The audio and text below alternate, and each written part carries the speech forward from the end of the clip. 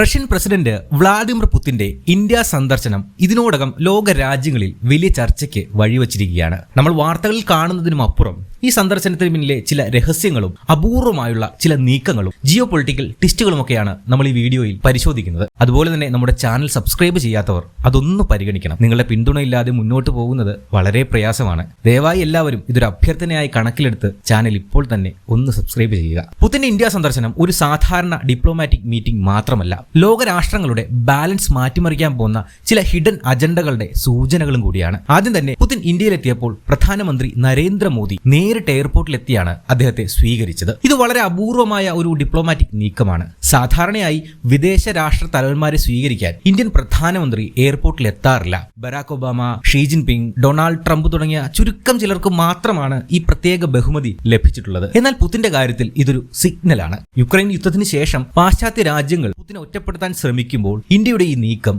റഷ്യയോടുള്ള special and privileged ബന്ധത്തിന്റെ ശക്തമായിട്ടുള്ള ഒരു പ്രകടനമാണ്. ഇത്തരമൊരു നീക്കം യുഎസിനും യൂറോപ്പിനും ഒരു മെസ്സേജാണ്. ഇന്ത്യ റഷ്യയെ ഉപേക്ഷിക്കില്ല, പകരം കൂടുതൽ അടുക്കുമെന്ന ഒരു മെസ്സേജ്. അടുത്തത് സ്വീകരണത്തിന് ഉപയോഗിച്ച കാറാണ്. സാധാരണയായി മോഡി റേഞ്ച് റോവർ അല്ലെങ്കിൽ മെഴ്സിഡീസ് ബെൻസ് പോലെയുള്ള യൂറോപ്യൻ ലക്ഷറി കാറുകളാണ് ഉപയോഗിക്കുന്നത്. എന്നാൽ പുതിനെ സ്വീകരിക്കാൻ തിരഞ്ഞെടുത്തത് ടൊയോട്ട ഫോർച്യൂണർ ആണ്. ഇതൊരു സാധാരണ നീക്കമല്ല. ഫോർച്യൂണർ എളുപ്പത്തിൽ സെക്യൂരിറ്റി മോഡിഫൈ ചെയ്യാമെന്നും കോൺവോയ് ആയി ഇന്റഗ്രേഷൻ സൗകര്യമുള്ളതാണെന്നും ഒക്കെ പറയപ്പെടുന്നു. എന്നാൽ അതിന് പിന്നിലെ ഉദ്ദേശം യൂറോപ്യൻ കാറുകൾ ഒഴിവാക്കി ഏഷ്യൻ, അതായത് ജപ്പാൻ നിർമ്മിത കാർ തിരഞ്ഞെടുത്തത് പാശ്ചാത്യ രാജ്യങ്ങളുടെ സമ്മർദ്ദങ്ങളോടുള്ള ഒരു മറുപടിയാണ്. ഉക്രൈൻ യുദ്ധത്തിന് ശേഷം റഷ്യൻ ഓയിൽ ഇറക്കുമതി മൂലം യുഎസ് ഇന്ത്യക്ക് 50% താരിഫ് ഭീഷണി മുഴക്കിയിരുന്നു. ഈ സമയത്ത് യൂറോപ്യൻ കാറുകൾ മാറ്റി ഫോർച്യൂണർ തിരഞ്ഞെടുത്തത് ഒരു പൊളിറ്റിക്കൽ സ്റ്റേറ്റ്മെന്റ് ആണ്. എന്നാൽ ഇവിടെ ഉണ്ടാകുന്ന ഡീപ്പ് ഇമ്പാക്ട് എന്ന് പറയുന്നത് ഇന്ത്യ റഷ്യ ബന്ധം പാശ്ചാത്യ സമ്മർദ്ദങ്ങളെ അതിജീവിക്കുമെന്ന ഒരു സിഗ്നലാണ്. ഇനി അടുത്തതായി പറയേണ്ടത് ഡൽഹിയിലെ ഫ്ലെക്സ് ബോർഡുകളെ കുറിച്ചാണ്. തീൻമൂർത്തി മാർഗിലും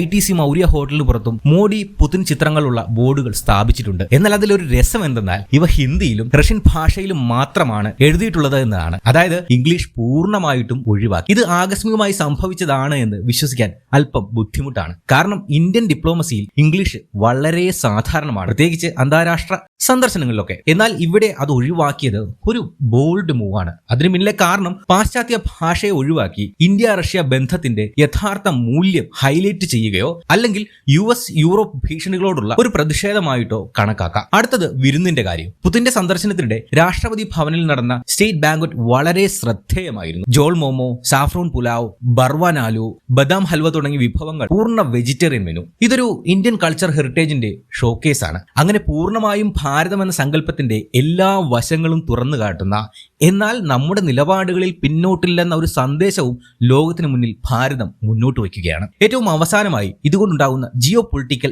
ഇമ്പാക്ട് കൂടി പറഞ്ഞുകൊണ്ട് ഈ വീഡിയോ അവസാനിപ്പിക്കാം. ഉക്രൈൻ യുദ്ധത്തിന് ശേഷം പുതിന്റെ ആദ്യ ബൈലാറ്ററൽ വിസിറ്റ് ഇന്ത്യയിലേക്കാണ്. പുതിന് ICC അറസ്റ്റ് വാറന്റ് ഉണ്ടെങ്കിലും ഇന്ത്യക്ക് അത് വകവെക്കേണ്ട ഒരാവശ്യവുമില്ല. ഇന്ത്യയുടെ strategic autonomy, multi polarity promote, ഇതെല്ലാം ഇതിനോടകം തന്നെ വലിയ രീതിക്ക് ചർച്ചയ്ക്ക് വഴിവെച്ചിട്ടുണ്ട്. ഒപ്പം തന്നെ ട്രംപിന്റെ പാക് സ്നേഹവും 50% താരിഫും ഇന്ത്യ റഷ്യയിലേക്ക് കൂടുതൽ അടുപ്പിച്ചുവെന്നും പറയാം. ഈ സന്ദർശനം വലിയ ഒരു ടേണിംഗ് പോയിന്റ് ആണ്. ഔദ്യോഗികമായ ട്രേഡും ഡിഫൻസും ഒക്കെയുള്ള, എന്നാൽ ഹിഡൻ ലെയറുകളിൽ ലോക ഓർഡറിനെ മാറ്റുന്ന അലയൻസുകൾ ഉണ്ടാകാൻ പോകുന്ന ഒരു കൂടിക്കാഴ്ച.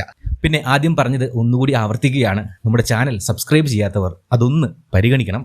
ഒരു 30 സെക്കൻഡ് പോലും നേരം വേണ്ടാത്ത ഒരു കാര്യമാണ്. ദയവായി എല്ലാവരും ഇത് അഭ്യർത്ഥനയായി കണക്കിലെടുത്ത് ചാനൽ ഇപ്പോൾ തന്നെ സബ്സ്ക്രൈബ് ചെയ്യുക. മറ്റൊരു വീഡിയോയുമായി ഉടൻ തന്നെ വരാം.